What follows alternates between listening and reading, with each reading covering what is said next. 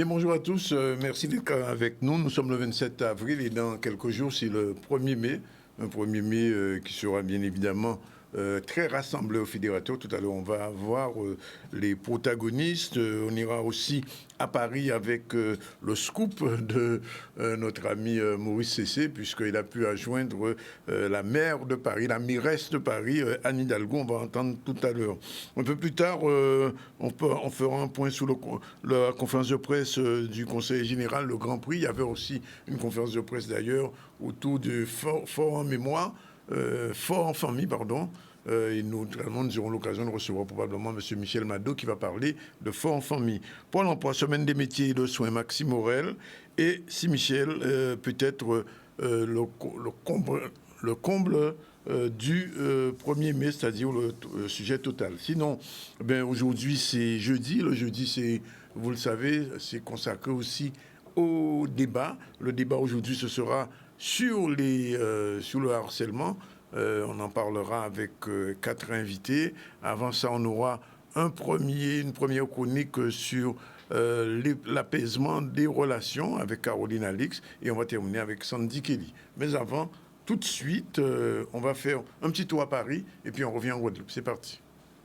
J'ai tenu à démarrer par les stands d'outre-mer parce que les outre-mer font partie de notre vie. À Paris, c'est évident parce que nous sommes une ville ultramarine par la présence d'une communauté ultramarine ancienne, très présente dans tous les domaines de la vie culturelle, associative, économique, gastronomique, avec Babette notamment.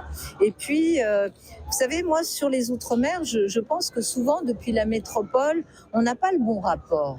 On regarde comme si nous, on était au centre et on regarde vers l'extérieur. En fait, si vous vous décalez un peu, si vous vous mettez en Guadeloupe, en Guyane, en Polynésie, en Martinique, et que vous regardez le monde à partir de ces territoires-là, eh bien, en fait, vous avez d'autres centralités. Ces territoires sont tous connectés avec d'autres continents.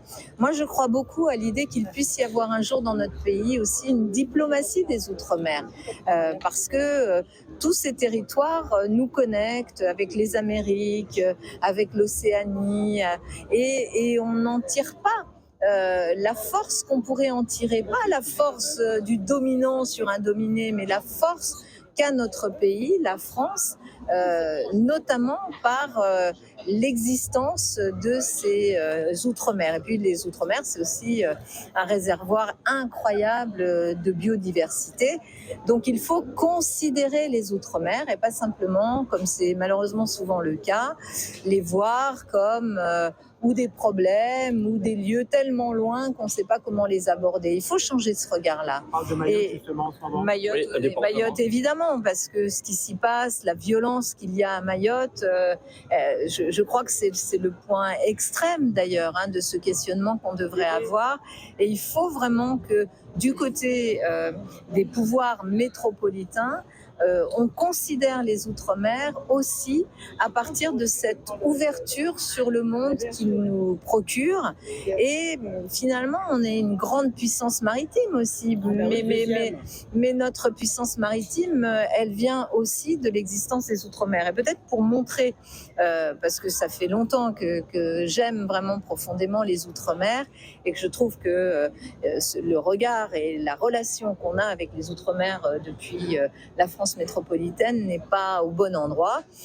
J'ai décidé aussi cette année de faire des Outre-mer vraiment un sujet majeur. Bien sûr, il y a les questions de mémoire, de mémoire et d'histoire de l'esclavage sur lequel on travaille, mais il y a aussi, par exemple, la reconnaissance de ces Outre-mer avec les festivités de cet été, le 14 juillet, le feu d'artifice que nous ferons, et ça c'est la ville qui l'offre à la nation tout entière, se fera sur les Outre-mer.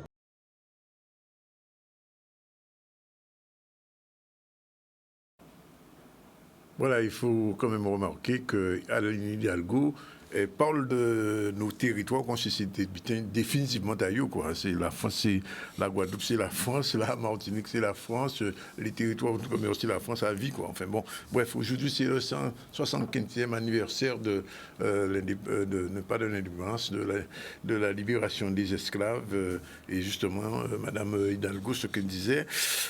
Bref, on ne va pas s'éterniser là-dessus, mais enfin, on a compris que même les socialistes ont une vision de nos pays comme si c'était des territoires définitivement et à vie acquis à la France. Je ne sais pas que ces pays-là peuvent aussi évoluer autrement. Et on voit ce qui se passe à Mayotte en ce moment, où l'État français est en train de, comment on dit en créole, Kabigidi, parce que ça va y faire, par rapport à une situation qui est assez compliquée. Et dans nos pays aussi, la situation est compliquée pour l'eau, pour le chlordécone, enfin, pour les suspendus. On ne va pas y revenir. Mais justement, le 1er mai cette année sera un 1er mai en toute liberté, je veux dire, puisqu'il n'y aura pas de confinement, il n'y aura pas le masque. Les organisations syndicales sont prêtes. Ce matin, ils ont donné une conférence de presse. On va écouter successivement Sandro Maoudin, puis plus tard un peu M. Joseph Zou, et on va terminer par Maïté Ntoumo, la secrétaire générale de l'UGTG. C'est parti, reportage, bien sûr, Michel Depape. Sandro Maoudin, secrétaire général à Sud-PTT-Goua. Alors, c'est important pour vous de faire conférence là, ça, pour nous mobiliser le 1er mai? Oui, mais puisque jamais c'est important, 1er mai là, ça prend tout sens ça.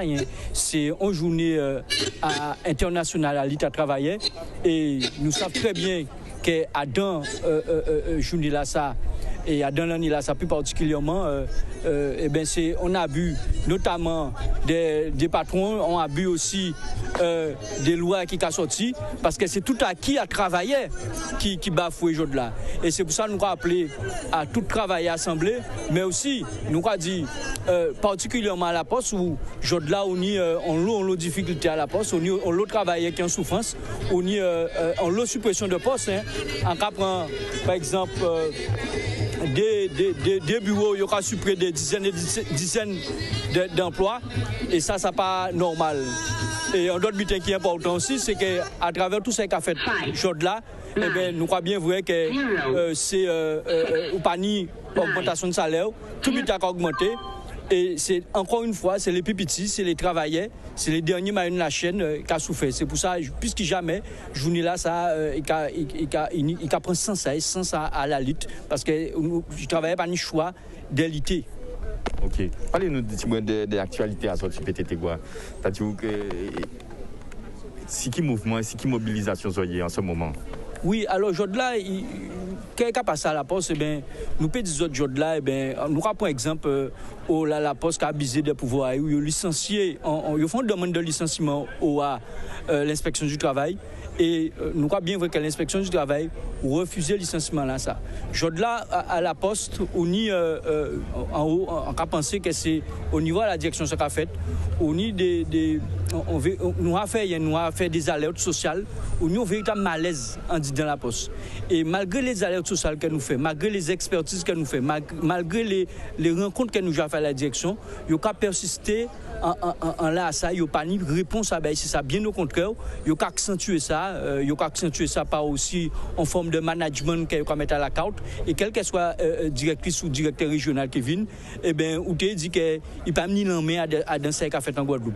Et nous croyons bien vrai que aujourd'hui là, on est en lot rupture conventionnelle à la poste, en lot jeune Guadeloupéen qui a demandé rupture conventionnelle, il y a des démissions, on y a des gens qui parti en retraite anticipée, grand bonnet, on y a des gens aussi qui prennent des TPAS, et ça par rapport à plusieurs éléments, sans dire autres là, la dégradation des conditions de travail, mais aussi par rapport à nombre de suppressions de postes que la poste a fait, des réorganisations qui ne sont pas adaptées.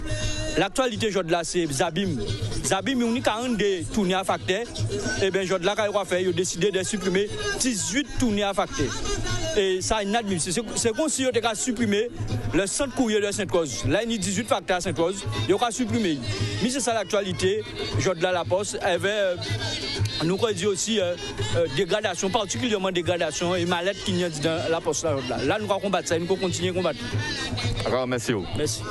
Merci, en pile. Oui. Moi, je dis là, et longtemps nous pas autant parler des autres. Justement, la haute autorité dit que le vaccin là, il n'est pas d'actualité encore. Qu'est-ce que ça va représenter pour vous? Alors pour l'instant, ça ne va pas représenter rien pour nous. Ça veut dire que l'État n'a pas respecté parole. Monsieur Macron, le ministre de la Santé, a dit qu'il faut attendre décision via la HAS. La HAS dit qu'il peut intégrer le monde, il fait vert, malheureusement, rien pour travailler. Pas une obligation vaccinale en l'État français encore. Et malheureusement pour nous, les personnels soignants, les pompiers, tous ces gens-là, nous, si obligation vaccinale toujours, parce que nos collègues volontaires qui sont là, qui ont recruté comme obligation vaccinale. Nous avons un concours qui a fait la norme, c'est comme là qui en est vaccinal également. On a des GSP qui récipient brevet pour 4 formations pour monter pour les volontaires commander aux vaccinations. Donc c'est un lot parent qui a sollicité nous, qui a sollicité moi particulièrement, pour dire qu'on va finir vers ça. Malgré tous ces bitins là, nous avons des noms en tête à pays là qui continuent, rester veille que veille chez ça. Tout le monde a resté scotché à décision en éventuel décret qui est sorti, mais malheureusement rien pour bout. Et nous avons que chaque jour nous avons continué à mettre pression sur nous pour vaccination. Et nous avons même à travers tous ces bitins là, nous camarades, nous familles, nous avons continué à tomber aussi parce que jusqu'à présent, ni pour études, pour statistiques à montrer qui bien fait à vaccination là nous et qui nomme des gens qui ont tombé, qui ont parti vers ces injections là ça. Et tous les jours nous voyons que nous avons des nombres de certaines catégories de gens qui sont morts, ok, et pas ni l'âge, fait toutes les maladies et fait désirable que ça cabaye. Et malheureusement pour ne pas parler de ça, c'est le silence le plus total. Donc nous ne pouvons pas comprendre rien dans ça. Il faut continuer. Avec ce béfort. Merci un peu. C'était le pompier Zou. Nous tenons conférence là, nous tenons propos à Zot. Ça plus essentiel, on est là, ça encore plus crucial en environnement de ça 2023 pour mobiliser le monde pour le 1er mai. Oui, là nous avons parlé carrément de droit à la vie. D'avoir que nous avons bien constaté que là en 2023 que c'est en remise en cause totale de tout droit à travailler, de toute liberté, mais surtout les libertés fondamentales. Nous pouvons parler des combats que nous avons menés contre l'obligation vaccinale, contre le pass sanitaire et en nous vidéo là pour la réintégration des personnels. La HAS car reconnaître là que oui bon effectivement l'obligation vaccinale pas valable encore, que les camarades paieraient pour travailler à eux, sauf que ça a fait des mois qu'il a annoncé ça et jusqu'à présent le gouvernement là projet prend pour décret, ça a prouvé qu'il y a une volonté de nuire, ça a prouvé que objectif à eux a pas d'être chaîne compte de santé à monde, mais c'est de regarder qui genre est-ce que yo ka manipuler les travailleurs, dégoûter yo et faire en sorte encore une fois qu'ils arrivent en bouteille par les ruptures conventionnelles, donc de réduire la masse salariale. Et ça, nous avons que c'est une stratégie qu'il faut mettre en place tout partout, dans toutes les entreprises, tout partout, travailler à Goumé pour revendiquer droit, pour revendiquer application de la convention collective, respect du droit du travail, respect du code du travail. Nous avons bien vu là au niveau de l'hôtellerie et de la restauration à Creole Beach, c'est ça que les camarades ont commandé, respecter convention collective des hôtels de Guadeloupe. Et ils ont commandé aussi d'augmenter le salaire à eux. Donc, là, nous avons toutes les raisons, sans parler de chlordécone, sans parler de l'eau, sans parler de tout ça qui arrive à nous, des problèmes à l'école, nous avons toutes les raisons de faire un 1er mai qui est historique. Et c'est pour ça qu'il faut tout travailler. Et tout Guadeloupéen vient le 1er mai à 8h devant CHU pour nous marcher ensemble et continuer à dire que nous savons que seul chemin que nous avons, c'est chemin à la lutte. Alors, dernière question, il y a un calé sur Ali. Il y a l'autre monde qui a posé la question de savoir est-ce que le 1er mai, c'est un son de cloche, c'est un top départ pour tout blocage répond. C'est-à-dire que le 1er mai, c'est en continuité à combat que nous avons mené. Nous ne pouvons pas séparer le 1er mai de tout combat que nous faisons. Et c'est pour ça que dans toute communication, nous continuons à faire meeting, nous continuons à faire distribution de tracts pour mener nous au 1er mai. Et nous avons dit surtout qu'à pas 1er mai tout seul, c'est mois de mai.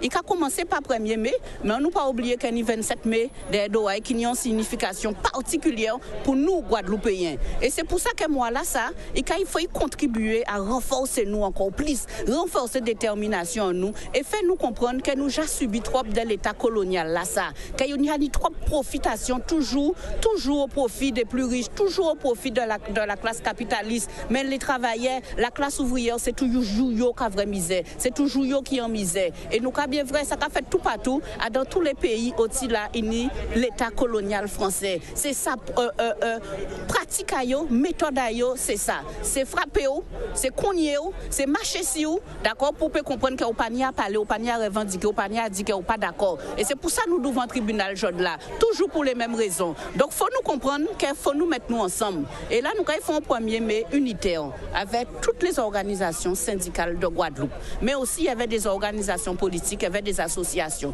Et c'est pour ça que l'objectif, c'est de comprendre que nous payons à prendre d'autre côté si vous voulez nous pas mettre nous ensemble. C'est le chemin, en nous lutter, ensemble. Merci. Voilà, c'est dit. Et donc, rendez-vous lundi 1er mai pour une grande manifestation unitaire de toutes les organisations. Voilà, il va être 12h46 minutes. On va prendre tout de suite le chemin de la chronique de Caroline Alix, Apaiser nos relations. C'est parti.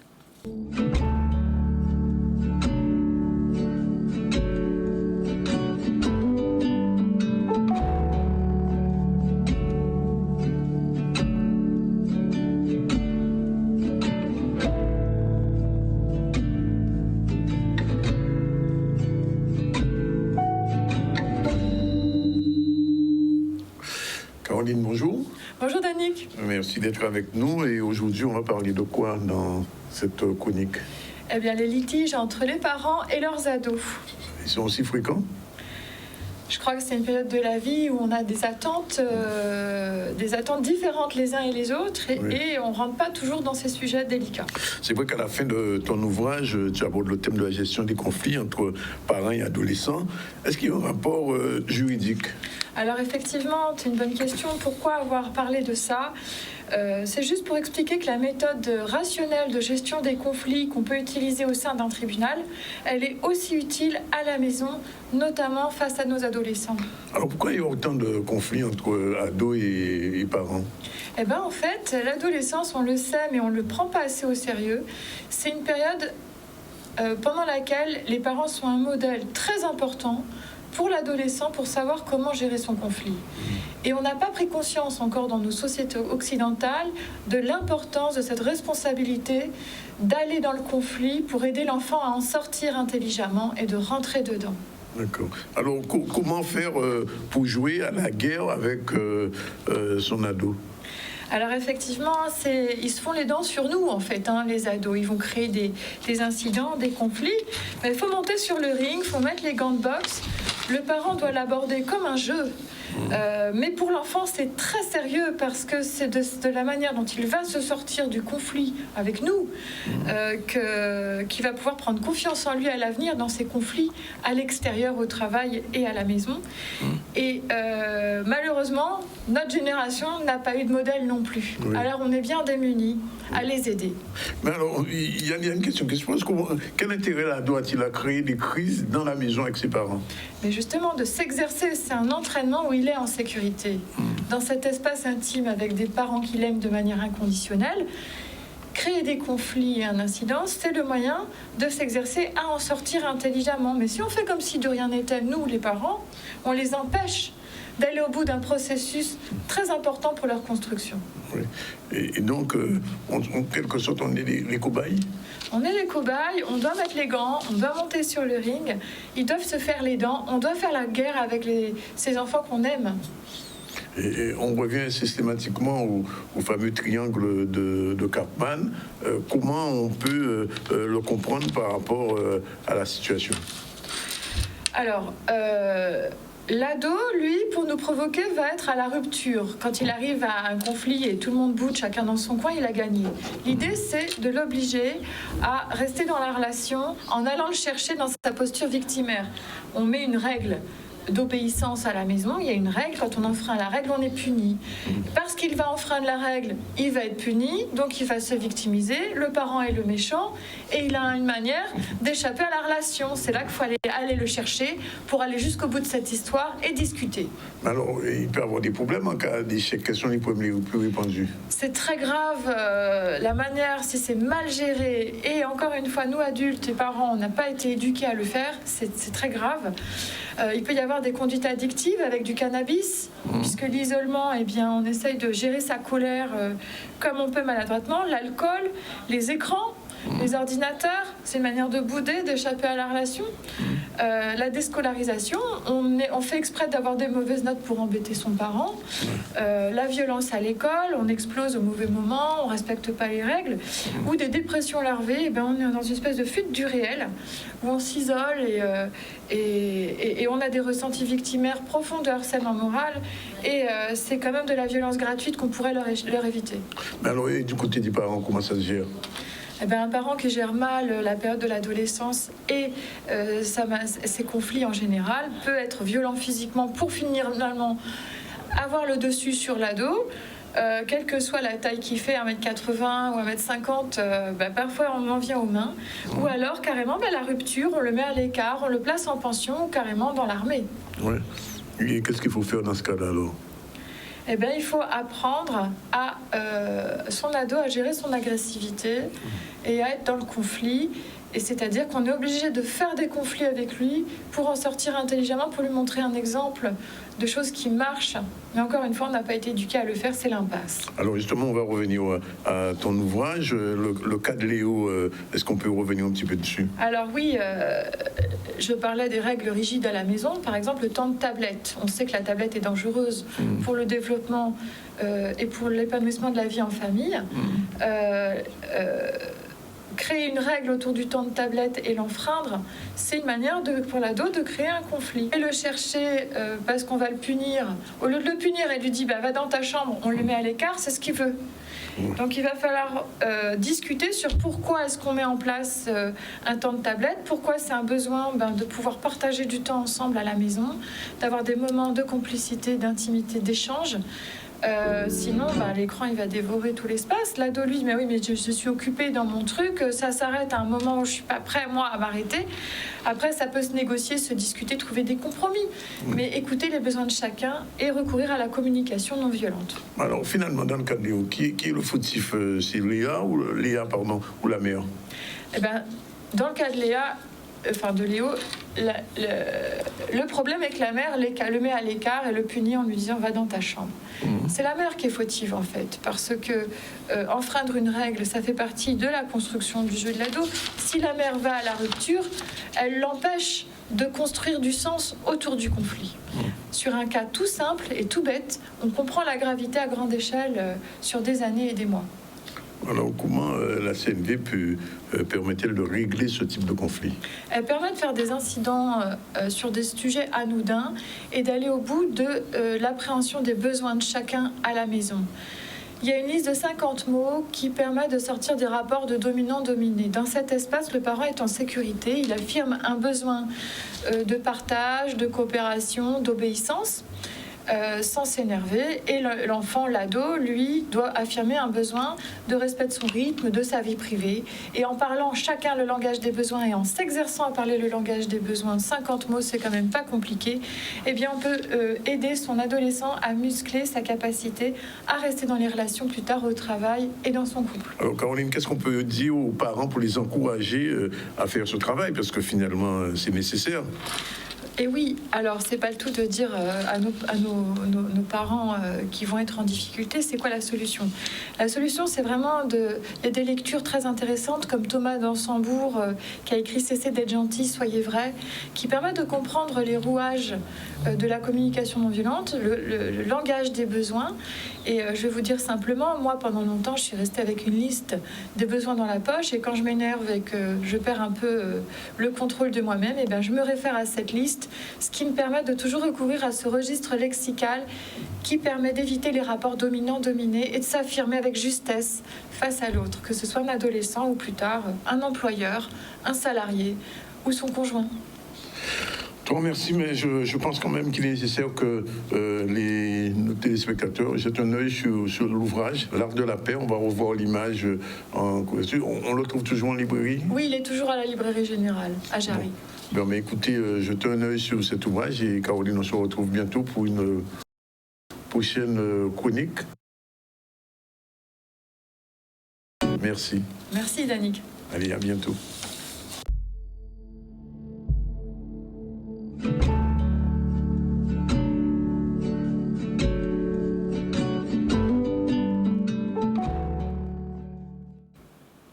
Voilà, eh bien, on profite pour prendre la première pause et retrouver tout à l'heure nos amis pour le débat. Je vais parler de Chantal Cissé-Ivamur, Barbara Jossa, Marc Saint-Hilaire et Harry Boussillon. Ils seront tous tout à l'heure sur le plateau avec vous pour le débat sur le harcèlement moral. À tout de suite. Voilà, il est exactement 13h03. Pendant 40 minutes, nous allons débattre comme tous les jeudis. Et ce débat, c'est, on peut dire, ce deuxième épisode, puisque Mme Cissé-Ivamur, bonjour. Bonjour. Elle avait initié un premier débat sur le harcèlement, cette fois-ci sur le harcèlement moral au travail. Alors on peut dire que c'est un harcèlement qui est destructeur pour les gens qui le subissent, et justement elle s'y connaît, on va en parler tout à l'heure. À nos invités, outre Madame Cissé-Ivamur, il y a une autre dame, c'est une psychiatre hospitalière au CMP de Isabim, Barbara Diosta, bonjour. Bonjour. On a aussi un syndicaliste bien connu, Marc Saint-Hilaire, présent sur les réseaux tous les jours, à toute heure, du jour et de la nuit, secrétaire de la section UTC UGTG de Capesterre, mais on n'a pas menti. Et on va recevoir aussi Harry Boussillon, qui est un ancien consultant à la formation et à la qualité de vie au travail. C'est aussi un sociologue. Alors, ce débat sur le harcèlement, il se place dans le cadre particulier d'une femme qui a le courage de se présenter à la télévision et d'expliquer ce qui s'est passé il y a quelque temps. Ce débat-là ne règle pas tous les problèmes, mais elle aborde des problèmes qui sont importants. Alors, Madame Chantal Cissé-Ivamur, je vais vous donner la parole, puisque vous avez été vraiment, j'ai envie de dire, en situation de harcèlement moral au travail. Comment tout a débuté? C'était pas au Crédit Agricole, au lycée agricole? Au lycée agricole. Je suis rentrée au lycée agricole en 2008 et j'étais responsable d'une équipe de personnel d'entretien, de maintenance, d'espaces verts et de cuisine, et aussi économe. Et donc, lorsque je suis arrivée, il y avait une chef de service avec laquelle on s'entendait très bien. Et au moment où je me suis occupée un peu plus du personnel que je gérais, je me suis rendu compte que j'étais devenue sa proie parce qu'elle n'a pas accepté que je ne me range pas. Oui, je ne me suis pas rangée de son côté pour pouvoir fouetter le personnel. Et donc, je suis devenue sa proie. Et je ne vous raconte même pas tout ce que j'ai vécu. Donc, c'est mon travail qui était quotidiennement menacé. Lorsque je passais les commandes, par exemple, que les livraisons arrivaient, elle demandait de retourner les livraisons. Et il y a tellement de faits à citer que je ne vais pas tous les citer. Mais en tout cas, ça s'est passé en 2011 et en 2012. Donc, j'ai fait une intervention auprès du ministère de l'Agriculture, qui est mon ministère de tutelle. Moi, je ne passe pas par les saints, je passe directement par le bon Dieu. Je suis passée par le ministre. Ils ont dépêché au sein de l'établissement une douzaine d'inspections qui sont venues sur place et qui ont déplacé les 2 harceleurs. Donc, j'ai eu une accalmie pendant quelques années. Et il s'avère qu'en 2019 est revenu un autre proviseur. Et j'ai eu 3 entretiens avec lui, parce qu'entre-temps, j'ai changé de poste. Mais j'ai eu un poste à responsabilité qui me permet de... En fait, je m'ennuie au sein de l'établissement. Et j'ai proposé des projets qui puissent faire rayonner l'établissement, des projets qui répondent à une des missions de l'enseignement agricole, qui est de participer à l'animation rurale, et aussi qui fait rayonner l'établissement et plus précisément aussi, augmenter l'effectif de l'établissement. Donc, c'est un projet qui fonctionnait très bien. Ça a duré 6 ans. Il y a d'autres projets qui ont été greffés sur ces projets-là. Et lorsque le proviseur qui a remplacé l'ancien est arrivé en 2019, j'ai eu 3 entretiens avec lui, 3 entretiens corsés, 3 entretiens. C'est comme si je le connaissais déjà et que j'étais son ennemi. Il m'a humiliée, c'était humiliation, c'était mépris. Je ne comprenais pas parce que je ne le connaissais pas. Et donc, j'ai quitté l'établissement. Je suis allée à la médecine du travail qui m'a orientée vers mon médecin traitant et aussi par un psychiatre pour pouvoir m'arrêter. Et le médecin de travail m'avait expliqué certaines choses qui m'ont permis donc d'avancer sur le processus. Et depuis, donc, je suis en accident de service. J'ai fait une demande d'accident de service. Le proviseur n'a pas statué dessus, mais il a saisi la commission de réforme qui a statué depuis janvier 2019. Et depuis janvier 2019, mes documents n'ont pas été envoyés ni à la DAF, qui est l'autorité académique de l'enseignement agricole en Guadeloupe, ni au ministère de l'Agriculture. Et je me suis vue à 50% de mon traitement alors que j'aurais dû être payée à 100%. Et sans compter tout cela, il y a eu beaucoup. Je n'ai pas eu l'arrêté, par exemple l'arrêté du ministère, l'arrêté officiel qui me maintient en accident de service. J'ai fait une demande toute bête. Hein. Je devais participer à un concours et j'ai demandé une attestation de travail au sein de l'établissement. La chef de service qui est en place a mis 1 mois et demi avant de m'établir l'attestation de travail. Il a fallu que je l'appelle, etc. 2 fois. Et au moment où j'ai dit que j'allais débarquer au lycée, j'ai un collègue qui a servi de tampon, Dieu merci, et qui m'a dit « J'aurais pas souhaité que tu viennes et que les gens ont une mauvaise image de toi, une image qui ne correspond pas à ta personne. » Donc, il a fait une intervention auprès de membres de la direction et j'ai pu enfin avoir mon attestation. Et sans compter tout cela... Oui. Pardon? Non, je dis, on va arrêter là, on va revenir parce que je vais avoir, pour moi, saluer l'arrivée de Harry Boussillon. Bonjour, merci d'être avec nous. Et demander au syndicaliste qui est avec nous, Marc Saint-Hilaire, dans ces cas-là, comment agit le syndicat par rapport à une situation de ce type-là? Bon, déjà, on va saluer les téléspectateurs à Canal 10 et les invités aussi. Hein. Donc, nous, ça comme pratique côté nous, c'est la question d'écoute. Parce que c'est le premier problème qu'a posé dans le cadre de ça, parce qu'on voit des travailleurs qui ne peuvent véritablement parler et exposer véritablement qu'ils vont vivre.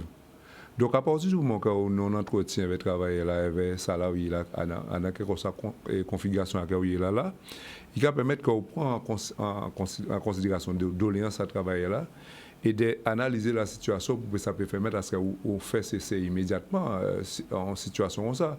Parce qu'il faut nous bien comprendre que quel que soit employeur privé ou public là, ils ont une obligation en termes de résultats pour que ça puisse assurer, préserver l'intégrité physique et morale des travailleurs, qui peut effectivement répondre à la mission, à statut de service public là qu'ils ont en charge de gérer. Et malheureusement, ça qui est arrivé, c'est que la majorité des entreprises, ça demeure un sujet tabou dans la mesure qu'ils n'ont pas véritablement prendre en considération la qualité de vie au travail pour que ça permette effectivement de créer un ambiance qui permet que le travail là, qu'on soit laïé, qu'à trouver à une position où les cas sortir à casa et qui est tranquille. Et ça qui est important pour nous comprendre aussi, c'est qu'on a des instances, notamment ça va créer le CHSCT qui est en charge de mettre en place commission d'hygiène, sécurité et conditions de travail, qui a effectivement changé de nom à plusieurs reprises, qui est passé par parler de santé et sécurité au travail, qui ont en charge en particulier de permettre à ce que structure-là, ça qui est composée avec les représentants du personnel et les élus, encore le chef d'entreprise dans ça, pour que ça permette qu'il y ait toujours effectivement analyser les fiches de poste, analyser les situations et conditions de travail, et qui permettre à ce qu'on détermine ça et qu'on mette en place un document unique de l'évaluation des risques professionnels, qui permettre que les risques psychosociaux qu'on fait entrer à Et malheureusement, comme on a bien expliqué, en grande majorité, ça n'a pas un sujet principal qui a effectivement créé des situations que le monde peut effectivement du mal à gérer. Mais on tire quand même avant de psychiatre la parole, c'est qu'on le voit, ces gens qui ont celui-là, ils n'ont pas envie de parler. Ben, c'est tout le problème là, parce que vous savez, les gens qui a dans une situation de harcèlement, qui a sorti à casa, il n'y a même pas sorti à casa là, et à plus forte raison pour que ça puisse faire une démarche. Et ni ça, il y a le droit d'alerte qui va permettre que là, on salarié, bon travail, on collègue dans difficulté. Première démarche, c'est d'alerter les organisations, alerter l'autorité. Et c'est pour ça qu'ils mettent en place tout un arsenal de structures. On a un assistant de prévention qui est en place, on a la médecine préventive qui est en place, on a même des inspecteurs de travail qui ont pu effectivement solliciter, et sans compter effectivement les gens qui ont maîtrisé le droit, tels qu'on a avocat ou encore les différents organismes qui ont pu saisir, pour que ça permette à ce que faire arrêter cette situation-là. Alors, Barbara Giotza, vous êtes psychiatre. Quand vous entendez le témoignage de Mme Vamur, Quels sont les risques sur sa santé mentale ce type de situation peut entraîner? Du coup, je trouve aussi très intéressant votre témoignage. Je trouve que vous arrivez bien à mettre les mots sur ce que vous avez vécu. Quand il y a un harcèlement moral, ça a des conséquences psychiques, des conséquences au niveau de l'estime de soi, des conséquences au niveau de... finalement, on ramène le travail chez soi. Quand on rentre chez soi, c'est pas possible de mettre complètement un arrêt sur ce qui s'est passé au travail.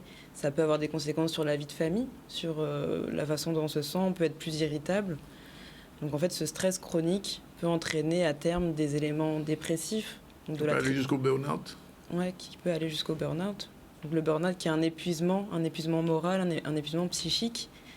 C'est pas juste une fatigue liée au travail, c'est vraiment un épuisement avec des conséquences sur un stress, une anxiété, sur des troubles du sommeil, du coup peut-être des crises de panique, des choses qui sont du coup de notre ressort, nous en tant que médecins et psychiatres. D'accord. Harry Boussillon, vous êtes sociologue, mais vous avez été aussi ancien consultant de la formation de la vie. C'est ce qu'on m'a dit. Consultant de la formation de la qualité de vie au travail. Alors, quand vous entendez le témoignage de Mme Vamur, ça veut dire que la qualité de vie au travail n'est pas respectée dans l'entreprise d'une manière générale. Parce que c'est pas c'est toujours une conquête. C'est toujours une conquête. Oui. C'est-à-dire qu'on n'est jamais, on ne peut jamais être satisfait de la qualité de vie au travail. C'est toujours une conquête. Je crois qu'il faut comprendre ça. Mais moi, disons, dans mon expérience professionnelle, parce qu'effectivement, j'ai été au niveau du CHU, oui. Directeur de la formation et de la qualité de vie au travail. Donc, j'ai bien compris qu'il y a deux niveaux. Il y a, disons, ce qui relève des individus. Je crois que pour l'essentiel, il a été prouvé et démontré que le management toxique, disons, est bien présent dans toutes les organisations.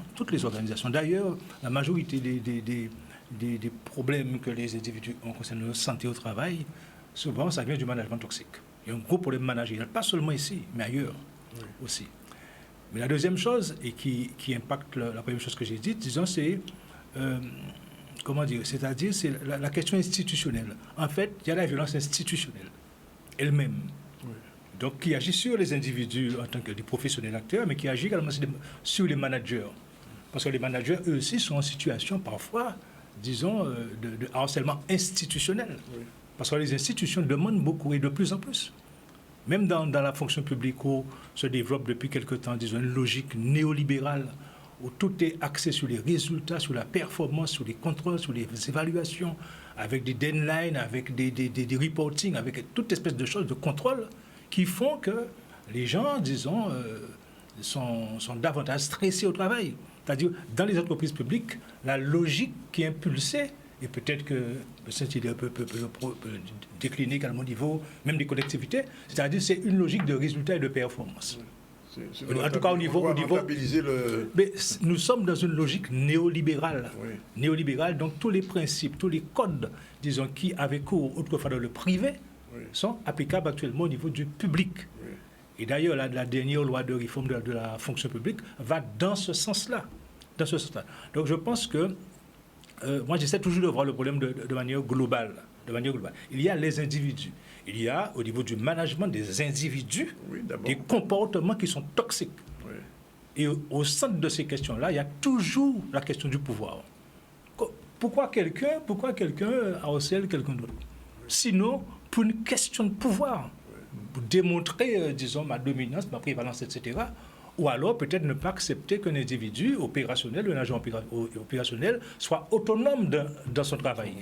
Parce que l'autonomie d'un individu, celui qui prend des responsabilités, celui qui innove, celui qui propose, peut être un concurrent par rapport à quelqu'un qui est en position hiérarchique.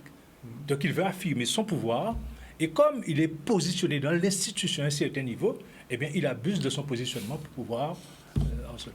Vous avez ressenti ça, Madame Vamur? Ah oui, je l'ai ressenti parce que je me suis mise à sourire. Et il faut savoir qu'au sein de l'établissement où je travaille, il y a un patrimoine génétique qui est implanté dans l'établissement c'est un flambeau mais qui crache du mépris, qui crache du clivage, qui crache de l'humiliation. Et à chaque nouvelle direction, on lui remet le flambeau. Et comme les directions arrivent avec des avis très, très verticales, etc., ils ne prennent pas le temps d'observer les salariés. Donc, qu'est-ce qu'ils font? Ils perpétuent ce que l'on leur a remis. Et lorsque je regarde le fonctionnement de ces gens-là, je dis qu'il me semble que c'est pas ces actes. Lorsque je vois leurs actes, ils sont contraires aux valeurs que l'école et les responsables devraient transmettre aux élèves dont ils en ont la charge. Et ce n'est pas ce que je vois au sein de l'établissement. Donc il faut se courber, il faut pleurer, il faut accepter les mépris, les humiliations. Et lorsqu'on tombe sur quelqu'un comme moi qui ne se laisse pas faire, effectivement, je deviens une proie. Je deviens quelqu'un qu'il faut abattre. Je deviens quelqu'un qu'il faut broyer dans la machine infernale de l'établissement. Et moi, je ne suis pas du genre à me laisser faire. Parce que lorsque je suis rentrée dans cet établissement-là, j'ai revu un peu les films sur l'esclavage. Lorsque je vois des collègues qui couraient parce que le responsable arrivait, le proviseur arrivait, il fallait courir parce qu'il ne fallait pas qu'on soit ensemble en train de parler. Mais j'ai halluciné. Je me demandais est-ce que j'étais vraiment en Guadeloupe, est-ce que j'étais en 2023, est-ce que je n'étais pas, on n'avait pas fait un comeback et on n'était pas retourné sur l'esclavage. Je ne comprenais pas et je ne voulais pas me laisser faire. Puisque je n'ai pas voulu me laisser faire, eh bien Chantal Cézé-Vamur était à abattre. Ouais. Voilà. Et le syndicaliste, à ce moment-là, comment il intervient dans l'entreprise dans ces cas-là? Non, mais avant tout, il y a un élément que M. Boussian a soulevé, on est en question des coques dans Basco, et pour regarder qui est-ce qui a tombé en premier. Ouais. Et dans le coq là, ça, des moments où soit sont en supérieur hiérarchique, soit c'est en agent subalterne qui peut mettre pression les chefs là, parce que vous avez un haut combat, qu'on a le même niveau là. Donc ça veut dire qu'il y a un système qui crée, qui est imposé, et en toujours mettre en cause la question de servitude, parce qu'à niveau de la fonction publique, on a la question de servitude, ça veut dire qu'on là où obligé de servir. Et servir, quand on fait un rapprochement, même analyse à faire là, ça veut dire que la question de l'esclavage, ça veut dire qu'on met et on est esclave. Et mentalité là, ça, il construit dans le système français là, qui a en BTK comme ça, qu'on met à service de. Et ça qui est arrivé, c'est que des moments quand nous nommons un chef suprême, sans pour autant qu'il y ait une formation, une compétence qui permet qu'il y ait assuré un encadrement la management ça, qui a créé effectivement mal-être, une souffrance au travail. Nous démarchons nous au niveau des entreprises, c'est qui bitin. Déjà, première démarche nous, c'est sensibiliser patron là, employeur là, autorité là. Parce que la question de sensibilisation, surtout en rapport d'exemple dans les collectivités, on peut changer. On peut changer tous les 6 ans, changer responsable, changer autorité, et que ça là qui n'a pas forcément une maîtrise, une connaissance en la question de la souffrance au travail. Donc là, nous avons fait une intervention, ça veut dire que nous avons plusieurs niveaux. On est sur le plan syndical, ça veut dire une mesure d'urgence, par exemple, constitution à Vamur, ça veut dire qu'il faut automatiquement qu'on fasse cesser dans l'immédiat. Si nous voulons, c'est comme si on un danger immédiat. Ça veut dire que nous par la suite, si on ne pas fait arrêter ça, il y a des conséquences. Ouais. Par exemple, on va prendre un exemple simple, pourquoi on change d'autorité, peu importe dans la structure là, hein, mais le fait qu'on ne peut pas licencier, mais on n'a pas besoin non plus, on va faire un choix de mettre en voie de garage et de remplacer par un autre monde. Mais finalement, on va régler un problème qui va permettre au manager, mais un manager, on a un monde qui a dans votre garage qui effectivement respecte. Donc, l'intervention immédiate, c'est de faire cesser, de faire cesser dans l'immédiat situation là ça. Parmi d'autres bitailles, c'est faire arrêter. Donc, démarche à nous, il n'y a pas peut-être pas aimé, c'est soit gentil, ou soit qui est fait avant en question de rapport de force. Et c'est pour ça qu'il dit nous comme ça, la plupart du temps, nous avons un rapport de force, tout simplement parce que nous avons des mesures de sauvegarde avant. C'est-à-dire que si nous en harceleur, par exemple, peu importe le niveau qu'il y ait, mon qui a harcelé là, nous avons demandé à ce que déjà ils font un courrier pour harceleur là, pour dire d'arrêter bitaille là ça. Nous avons saisi en parallèle employeur là pour demander de prendre des mesures de sauvegarde pour faire arrêter ça dans l'immédiat. Mais entre-temps, là, on fait des marches là, ça, et fait écouter, car bon, on a temps, il faut effectivement qu'on arrive à équilibrer. Barbara, comment vous intervenez dans ces cas-là? Ce qui est important à noter, je trouve, c'est que la prise en charge, elle ne peut pas être que d'un côté, c'est vraiment multidisciplinaire. Enfin, c'est pour ça que c'est intéressant qu'on soit ici ensemble, parce que nous, comme vous l'avez dit, le premier acteur, c'est souvent le médecin généraliste, le médecin du travail, et après le psychiatre pour l'arrêt de travail, voire même après, quand la personne va vraiment pas bien, qui a des répercussions importantes sur sa vie quotidienne. Du coup, on intervient quand même en dernier dans la chaîne. C'est pour ça qu'en fait, nous, on est là, on peut donner des arrêts de travail, mais c'est juste mettre un pansement sur une chose qui est systémique et qui va continuer. Donc, il y a aussi l'écoute. L'écoute, c'est important parce que les personnes qui vivent ça, souvent, ne se sentent pas écoutées, ne sentent pas qu'elles sont légitimes de parler, se sentent humiliées. Donc, l'écoute est importante et a vraiment un impact. Les traitements qui peuvent apaiser. Mais en même temps, effectivement, il faut aussi toute la prise en charge syndicale et au niveau de l'employeur. Et si la personne souhaite quitter son travail, peut-être être accompagnée aussi au niveau de la médecine du travail. Essayer de faire le lien avec la médecine du travail pour donner la meilleure satisfaction possible. On va prendre une première pause tout de suite et on va revenir avec Harry Boussion tout à l'heure sur les méthodes d'intervention. Il est déjà 13h24 et on est là jusqu'à encore une vingtaine de minutes. Alors, on nous aille. Première pause, on se retrouve tout à l'heure. Voilà, on reprend le débat, nous l'avons laissé tout à l'heure, le débat sur le harcèlement moral au travail. On a eu le témoignage de Madame Cécile Mio de jeudi, c'est le deuxième épisode, je ne sais pas si il y aura un troisième, on verra ça tout à l'heure. Et j'avais demandé à Harry Boussillon, qui a été consultant et qui l'est toujours, même moralement, même si on pas en poste encore, vous à la retraite. En cas de travail, en consultant toujours. Consultant toujours, bon. On pense à celui-là. Oui, on pense à celui-là. Bon, alors, question là qu'on pose là, c'est ça.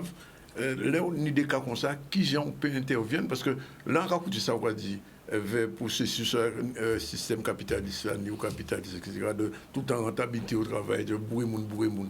Mais est-ce que ça a arrêté? Est-ce que ces patrons-là, est-ce que ces moun-là, il faut comprendre qu'à un moment donné, il faut, de toute façon, les organisations syndicales, les forces syndicales, bon, ni rôle dans ça. Un rôle de veille. Oui. Ça, c'est clair. D'alerte ou de veille? De veille aussi. De veille. De veille et d'alerte. De veille. Correct? Parce que il y a beaucoup qui disent comme ça que l'homme est le capital le plus précieux. Oui. Hein, vous savez ça? Voilà. Bon, donc si l'homme est le capital le plus précieux, il faut que les organisations, disons, ni sans tête à eux. C'est-à-dire il faut être bienveillant vis-à-vis du personnel. En organisation, en entreprise qui a réussi, si personnel-là bien et performant. Ouais. Et, souvent, la question des ressources humaines, c'est une question centrale. Centrale. Il faut tout le temps vous soucier de regarder qui j'ai accompagné personnel pour mieux en travail. Pour qu'il soit mieux en travail, c'est quoi? C'est d'abord pour qu'il soit compétent à son poste. Autrement dit, il faut une gestion prévisionnelle des employés de compétences et il faut une stratégie de formation. Pour tout le personnel. Parce que parfois, la question de la formation, souvent, elle est beaucoup centrée sur l'encadrement. C'est les cadres qui ont la formation. Les personnels ne l'ont pas habité. Non! Il faut des agents aussi opérationnels, souvent, qui sont compétents. Et même dans des collectivités. Parce qu'on peut comprendre comme c'est du clientélisme politique ou compromis, etc. Mais si, à supposer qu'on prend comme ça, il faut former. Il faut former. C'est-à-dire que si nous avons ces zébis qui ont coupé les espaces verts, il faut former. Il faut savoir, et la gage là qui a fait tel genre, à peine qui coupé, etc. Il faut avoir un personnel compétent, premièrement. Deuxièmement, et c'est ce qui a dit ça, si vous voulez, tu peux passer un concours pour être rédacteur, pour être cadre, pour être directeur, etc. Mais il y a un problème, si vous voulez, de savoir être des gens. Tu peux techniquement, puisque si on interroge en cadre, si les différentes formes de management qui existent, le management participatif, directif, toute théorie, là, on connaît tout ça. Le problème, c'est concrètement, est-ce qu'il y a appliqué les invités? Il peut parler du management bienveillant. Même les gens qui ont harcelé là et qui disent comme ça, non, il faut pratiquer un management bienveillant. Comprenez? Mais c'est le problème du savoir-être. Et vous pouvez connaître techniquement, mais vous n'êtes pas capable de faire. C'est même un monde qui a joué au football, vous pouvez être très très bon joueur, vous pouvez être entraîneur. Et ça, c'est des choses qui sont, de mon point de vue, important. Au niveau des agents, là, on a fait formation pour ces agents-là. Sinon, d'ailleurs, qui est très frappant, les agents qui souffrent le plus de burn-out, tout ça, souvent, c'est les agents qui sont impliqués. C'est parce qu'ils sont impliqués, justement. Vous comprenez? Ouais. Et donc, ça aussi, il faut apprendre ces agents-là. Il faut savoir parfois lâcher prise. Il faut lâcher prise. C'est-à-dire qu'il faut faire calculer là pour garder. Il faut faire calculer la gain avec père tard. C'est-à-dire moins payer, rendre moins malade pour l'entreprise. Parce que ça n'a pas de sens. Entreprise là, ce n'est pas familial. Pourquoi passons l'autre là? D'accord. Mais nous avons un grand philosophe qui dit comme ça, il faut savoir ce qui dépend de nous et ce qui ne dépend pas de nous. Ce qui ne peut pas dépendre de moi, payer moi pour y. Il ne peut pas dépendre de moi. Par contre, ça dépend de moi qui fait au mieux. Tu vois? Mais sinon, vous pouvez trouver malade dans l'organisation là. Et moi, je pense que les syndicats, à ce niveau-là, il faut faire en sorte qu'au niveau de l'entreprise, on ait une stratégie de prévention des risques psychosociaux. Quand on dit c'est un document, c'est-à-dire c'est des dispositions qu'il y a dans un document unique, mais l'entreprise peut élaborer un schéma directeur de prévention des risques psychosociaux qui est voté par le CHSCT, qui est délibéré ici. Et ça, c'est des dispositions. Il n'y a pas simplement fait parce que délai, même pour le document unique qu'il a fait, c'est-à-dire qu'on peut satisfaire une obligation légale, mais on ne peut pas faire vivre. Ouais. Hein? Moi, c'était Radio Bicentalella, disait qu'elle se sentait comme à l'époque de l'esclavage. Je ne dis pas ça parce qu'aujourd'hui, c'est le 175e anniversaire de la libération, mais est-ce que, j'ai envie de dire, le poids de l'esclavage pèse encore sur le rapport entre salariés et... dans le management, parfois. Oui. Dans le management, je ne parle même pas quand c'est un rapport noir-blanc, je parle entre nous-mêmes déjà. Mais c'est des sangs à parler. Ouais. C'est des sangs à parler, mais des capirèdes. Justement à cause de toute histoire en nous. Mais c'est toute histoire à aller gérer ces mutations. Hein. Tout dit que c'est géré là, bon, t'es qui est là. Qui bien sûr. Et dans les entreprises aussi, parce que on beaucoup de travail dans l'entreprise, dans la mairie, dans l'entreprise quelconque. Nous sommes des gros bitins là. Et on dit, on arrive, parce qu'on travaille, parce qu'on concourt, on poste de responsabilité. Ça peut cultiver un débat, en disant, on bitin d'arriver, c'est des carriéristes, de parvenus. Ouais. Ouais. Et là, on a donné un beau qui les vend même carrosserie qui même bitin qui monsieur qui a posé au problème. Mais en tête, c'est que monsieur pas accepter que vous, que vous arrivez à niveau là, depuis faut l'école qui vous avez bouillon. Depuis faut l'école qui vous, ou là, à présent, au travail, vous arrivez, etc. Et donc, quand on a fait réaction, eh bien, on peut montrer, c'est moi qui mets, qui m'en aille. Mais c'est un butin qui est très fréquent. Très fréquent dans les organisations. Justement, là, on est en management, c'est pourquoi, en cas de travail, ces questions-là, ça, comment c'est publié sur la négativité du travail, du comportement au travail, mais aussi également le comportement du manager guadeloupéen au travail. Qui se sent redevable de l'autre. Par exemple, là, vous voyez son direction qui est blanc, alors il faut faire ça de manière zélée pour mettre blanc à ouvrir, qu'on va diriger bien. Ouais. C'est travaillable, on a d'ailleurs quoi dire. Il faut qu'on termine les gens. Moi, travaillable, là. Madame Cissé, on passe souvent poignant que le français, peu importe. Tout ce qu'il dit là, ça rentre dans le cadre de ce que vous avez subi et que vous subissez toujours. Mais bien, aujourd'hui, il y a de l'apaisement. Aujourd'hui, pour ni apaisement parce que ni 4 ans quand même, 4 ans et 7 mois quand on a dedans. Ouais.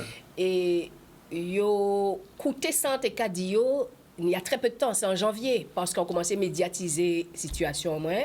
Quand on dit on envoyer mail à ministre en cabinet, monsieur Saint-Hilaire aussi, des moyens dans recours, courrier, mail, etc. Donc là, on va sentir chaleur au mois de janvier, après 4 ans et 7 mois, qu'a bien précisé. Ils ont commencé à envoyer mail, mais des mails inutiles qui ne pas dire rien, ils ont mentir les mails là, ils ont besoin de rentrer en jeu, en disant que garder l'énergie, on peut faire autre chose. Et en bitant encore, on voulait préciser qu'elle ouvre ou dans une situation ça fait costaud psychologiquement, souvent pas costaud ou lâcher prise. Non seulement faut trouver énergie pour goumer, mais faut mettre aussi des boules qui sont pas tant ça qui a dit l'entour.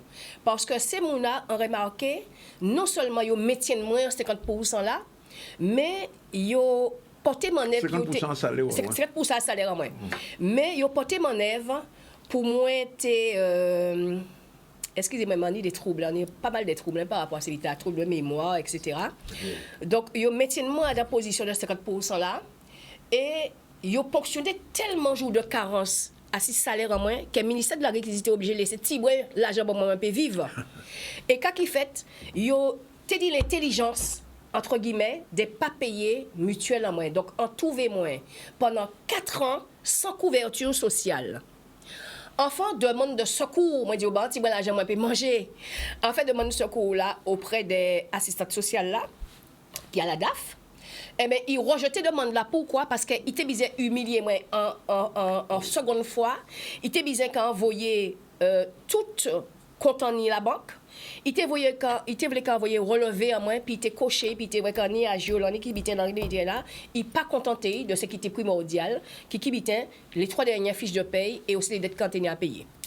Et en réalisant à un moment donné, parce qu'en cas chercher, en cas cultiver énormément, en réaliser qu'est-ce qu'on va pas tenir force, on va tenir petit brin énergie, on comment été gourmé. Depuis le premier jour là quand tu là jusqu'au jour de là, on t'est trouvé face à en prescription quadriennale, on t'est payé tout salaire en moins parce que après 4 ans, on a s'y poser que c'est ça, hein, on a espérer quand bien comprendre. Après 4 ans, si on pas manifester ou l'ouvrir en institution cadeau là, on paie de l'argent là. Ça veut dire on t'est payé tout salaire en moins. Mais bon Dieu qui fait que et c'est ça que yo ka reprocher moi à Kembe, à pas Kalagé. Parce que yo te ka attendre quand t'es mon faim et quand vinn à 4 pattes di au ban ti manger, a pas jamais fait ça. Donc on trouvé suffisamment de force, moi t'es gourmé et moi t'es parce qu'à un moment donné on dit Chantal même dit ça, c'est l'argent ça qu'on touche à la retraite. Peut-être qu'on peut toujours toucher moins. Alors organiser ça yo ka ba là et à un moment donné on jouait avec yo. On laissé yo jouer énormément. Et parce que pioter jouer c'est pioter ka moins des justificatifs moi peut goumer contre yo pas même réalisé ça et c'est au mois de janvier on dit bon la récréation terminée en cas occuper des autres là à présent donc tout ça pour dire que leur voir rentrer dans machine là ça yo ka boyer yo ka chercher et bité yo ka chercher puis peut pousser à la faute parce que dernière fois est vrai dernier proviseur là quand travaille pas même temps travailler on était 3 jours et pas plus. Mais c'est là trouvé qu'en trop parce qu'ils savent qu'ils ils savent qu'on peut voler aussi, on peut crier aussi. Mais on déstabilisé parce qu'on fait l'inverse, ça c'est normal. On était très calme. Et ça c'est déstabilisé. On t'a mené en papier puis signé maman déchiré voyez en figure moi. On réfléchit quelques secondes, on dit qu'en café. Est-ce qu'il y a un sens ça? Est-ce qu'au contraire, on a protégé moi et en cas quoi qu'on fait, on prend décision là, pissage là, on protège, on ramasse papier là, on fin déchiré, ben on va jeter en poubelle et en partie. C'est pour voir jusqu'où, il a poussé au bout pour payer et il a dit que c'est vous qui, parce que comme on est caractère, il a dit mais quoi vrai, c'est lui encore qui va remettre ça sortir comme ça a fait. Entendre ça aussi, mais après. Un vrai monde qui a téléphoné, oui, tu avais raison, parce que Missa fait nous, Missa dit nous, on pas attendre pour nous encore. Moi, c'est devant Kaï. Voilà. Ça devait dire, collègues, qui te réaction, ou tu es en souffrance, est-ce que vous soutenez? Est-ce que vous êtes derrière qui dit, il y a des gens qui ont fait? Pour moi, pas soutien moi, ils dit encore moins. Encore moins, que c'est moi qui cherche Missa à train, c'est Missa à sortir, il pas connaître, donc c'est moi qui cherche le train. Et là, vrai empathie. Et quand ils ont commencé à découvrir vraiment qui mon y est, mon a téléphone, tu avais raison, tu avais ceci, tu avais cela. Ni syndicat, soi-disant, en disant établissement, j'ai un vrai syndicat. J'ai un vrai bon syndicat téléphoné, moi. Mais c'est ça en fait. C'est ça en fait. On pas vrai bon syndicat, vient demander moi quand ni, et ni des collègues ont expliqué yo sans cas souffert. Mais il n'y a pas qu'à attendre. C'est bizarre, moi, il n'y a pas qu'à attendre, moi. Et c'est l'autre jour, là, on voit le premier épisode de l'émission. On dit, moi, Chantal, tu sais, hein, tu nous disais, mais on n'avait pas compris. On n'avait pas compris. Mais c'est ça qu'on dit. Mais. Par contre, on est un collègue. C'est vrai. Lui, il signe des documents pour moi, puis il fait des témoignages, et moi, il attaqué ces menaces. Il a dit, je de la merci. Madame Diotsa, je vous pose la question quand même. C'est un cas particulier de résistance, quand même, finalement. Ouais, c'est vrai que je trouve que ça... Enfin, on voit une grande force et c'est pas quelque chose qui est partagé par toute personne qui est harcelée, parce que je pense qu'on tient jusqu'au moment où c'est plus possible de tenir. Donc là, je trouve que vous avez fait preuve d'une grande force. J'imagine que vous avez dû être accompagné également. Non, je ne sais pas ce que vous appelez accompagner parce que dans mon entourage, ça n'existe pas, malheureusement. Je vous dis, lorsque on est quelqu'un qui a du caractère, on ne veut pas accompagner, on ne veut pas comprendre, on ne veut pas attendre qu'on dise. Même si vous avez fait, on ne veut pas attendre qu'on fait. Donc, je me suis prise en main, je suis rentrée sous une bulle pour pouvoir me protéger. Et on dit, Chantal, il faut gommer et il faut mettre les bonnes personnes dans l'entourage. Et dans un premier temps, on a commencé parce que ça tenait des répercussions à suivre toute vie en moins. On a commencé à faire crise de boulimie. On était pas 40 kilos à l'époque. Tellement on était qu'à manger, j'étais massée en bité. Et un jour, on dit stop, on a arrêté ça. On a commencé à prendre en main, on a fait sport, on a fait canage, on a fait peinture, on a fait pour mémoire en main. Parce que même des moments, on a style en mémoire, on a cherché qui nous a ça. Donc, on commence à remettre au théâtre. On a fait théâtre pour travailler mémoire en main. On a fait un paquet de bidets aussi pour parce qu'on est gens déséquilibrés. Là, on va conduire, voiture qui partir en main. Donc, tout trouble qui est ramassé à cause de ça, on a soigné par des thérapies que moi-même mettais en place. Justement, j'allais vous poser la question, quels sont les troubles justement qui surviennent dans des cas de ce type?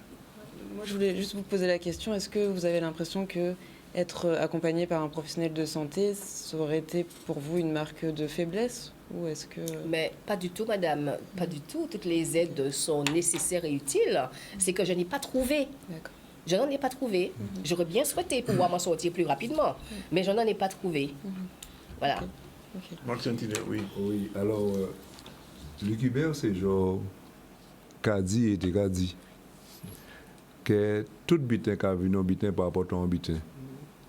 Et pas ni pour question qu'il y avait trouble ou encore harcèlement ou encore risques psychosociaux qui peuvent mener vers un événement quelconque. Ça veut dire que Chantal, c'est Sévamé, sont un monde de fort caractère. Et ça, qui a vu en tant que responsable, il a venu casser. Quand il a dit casser du nègre, peut-être que le monde n'a pas invité ça ou à d'autres connotations raciales, mais c'est qu'il a vu un rapport de force pour que ça peut détruire. Mais ça pas ça qui est plus grave. C'est-à-dire qu'après, il a un courage comme ça de passer au niveau à Canal 10, passer au niveau les autres médias et faire un petit peu de publicité. Derrière ça, il y a d'autres butins encore. Ça veut dire que si vous savez que vous avez ça parlé, qu'on va parler devant les médias, là, vous pouvez revenir, nous pouvons régler le compte au bas. Et c'est là qu'effectivement que les autres organisations syndicales ont un rôle fondamental à jouer parce qu'un organisation syndicale, il a pour défendre l'intérêt physique et moral en travailleur. Et le premier but que nous toujours posé en termes de revendication, c'est l'organisation et l'amélioration des conditions de travail, conditions de vie et de travail dans une entreprise, dans une collectivité ou dans peu importe là où il travaille. Et malheureusement, on rend compte qu'elle a opposé ça en termes de revendication, on a plus ou moins l'impression que c'est un meilleur ou une pour meilleur des mondes.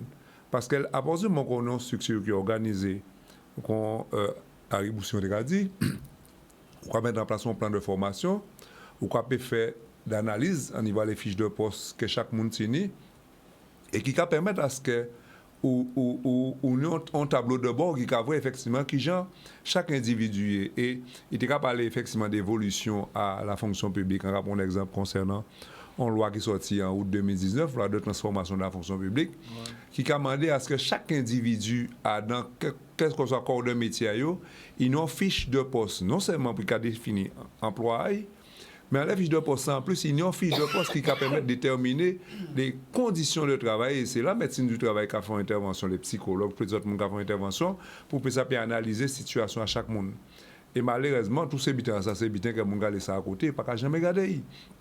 Mais plus mauvais encore, c'est que à partir du moment que, parce que ça vient d'un sujet tabou, même la question, il y a un autre élément qui sortit, c'est la question des comportements sexistes. Ça veut dire qu'à l'égard de quel soit individu, ça équipe faible, bon, là, bon, c'est eux qui en charge de faire telle ou telle mission, qui désignent au monde pour que ça puisse faire une mission parce qu'elle rend compte qu'elle soit faible, soit son femme, soit peut-être à l'égard ou ces derniers maillons-là qui entrent là, des comportements qui effectivement, que le monde ne peut pas parler de ça véritablement, c'est-à-dire que des haïs pour une position qui pour en tant que manager pour dire bon ça bon et là on va faire un bon météo là et là qui nous en tant qu'occupé d'eux. Et c'est ça qui a mené effectivement à la question de harcèlement. Il n'est pas forcément à une situation comme c'est va mieux vivre. Là, pour monter, nous, ou quoi, nous, au monde qui a décidé carrément qu'il a oublié là, il n'y a pas jamais tenu compte à valer à ça qu'il a représenté à l'entreprise, à la structure là, et que mon là, ça, il a oublié complètement. Nous, on exemple qui est fait au niveau des archives, au niveau de la sécurité de ça, alors, monde qui partageait bénéficier pour promotion, vers mon suicidé. Donc, ça veut dire qu'on a des situations comme ça, que débat, la discussion, nous jamais dans la collectivité, même dans le travail là, en nous ouvert véritablement un débat sur les conditions de travail et faire effectivement les spécialistes, les psychologues, les psychiatres, les gens qui connaissent des affaires problématiques à en cerveau à monde, mener véritablement un débat et à permettre à ce que chaque monde ressente valoriser. Et c'est bien important là qui pas fait, c'est valoriser le travail. Même ça là qui maillon plus faible là, faut organiser pour ça peut voyer monter pour que ça permette à faire évoluer la structure là qu'il y a dit dans là. Ah oui, Boussillon, on regarde tout ça, moi c'est ce qu'a dit, ça, Marc Saint-Hilaire a dit aussi, psychiatre là, là, compliqué dans l'environnement professionnel là, parce que finalement, ou à l'encontre de ça, vous voulez.